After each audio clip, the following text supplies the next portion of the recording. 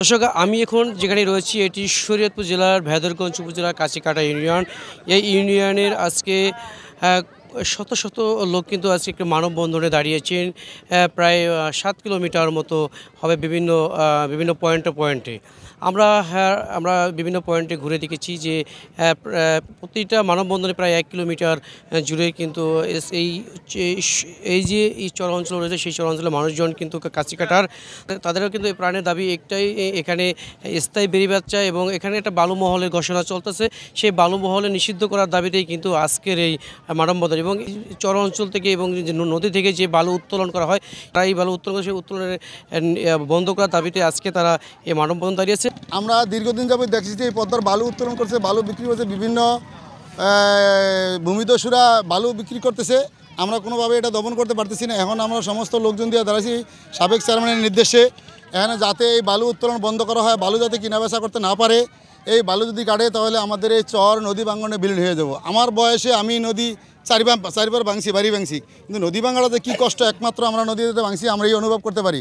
এখন চাই না যে আমাদের এই এলাকা নদী আবার ভাঙে নিয়ে যাক, কিন্তু যাতে সরকারের কাছে আমার আকুল আবেদন অনুরোধ, যদি আমাদের দয়া করে এই আমাদের এলাকাটা কাছিকাটা ইউনিয়নটা আমাদের বেড়িবাঁধ দেওয়া হয়, স্থায়ী বেড়িবাঁধ দেওয়া হয়, তাহলে আমরা এই কাছিকাটা ইউনিয়নের লোকজন নিয়ে আমরা একটু নিরাপত্তায় বসবাস করতে পারবো।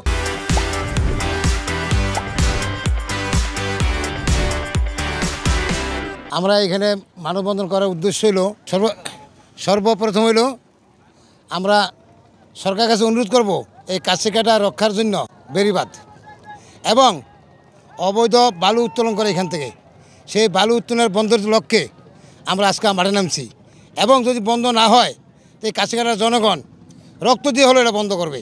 তবে হচ্ছে এখানে বালুমহল কাটা হচ্ছে এখানে নদীতে এবং আমরা ওইটার প্রতিবাদে দাঁড়িয়েছি এবং আমাদের এইখানে স্থায়ী বেড়িবাঁধ চাই। আমাদের দাবি একটা স্থায়ী বেড়িবাঁধ চাই। আমরা আজকে এখানে দাঁড়াইছি নদী ভাঙার হাত থেকে রক্ষা পাওয়ার জন্য। আমরা একটি বেড়িবাঁধ চাই। আমাদের এখানে মানে দীর্ঘ 3 বছর ধরে নদী ভাঙিয়ে পুরো জমিন ইয়ে করে লেগেছে, বাড়িঘর সব ভেঙে লেতে আছে। আমাদের এই নদীর হাত থেকে রক্ষা করেন বেড়িবাঁধ দিয়ে। এই কাছিকাটা ইউনিয়নে প্রায় 5-6টি পয়েন্টে আজকে মানববন্ধন দাঁড়িয়েছে। প্রতিটি মানববন্ধনেই কিন্তু 1 কিলোমিটারের মতো লোকজন 1 কিলোমিটার দীর্ঘ সারির এই মানববন্ধন দাঁড়িয়েছিলেন। আজকে আমরা সবার সঙ্গে কথা বলেছি, তাদের মূলত দাবি একটাই, এই চরে যে স্থায়ী একটা বেড়িবাঁধ চায় এবং এখানে একটি বালুমহলের ঘোষণা করা পায়তারা চলছে, সেই বালুমহলকে নিষিদ্ধের দাবিতে এবং এই নদী থেকে যারা বালু উত্তোলন করে সেই বালু উত্তোলন বন্ধের দাবিতেই আজকে এখানকার এই জনপদে যে লোকজন রয়েছে তাদের এই জনপদে প্রায় 15,000 লোকজন বসবাস করে। 15,000 মানুষের একটাই দাবি, এখানে স্থায়ী বেড়িবাঁধ, নদী থেকে বালু উত্তোলন বন্ধ এবং বালুমহলকে নিষিদ্ধ করা দাবি।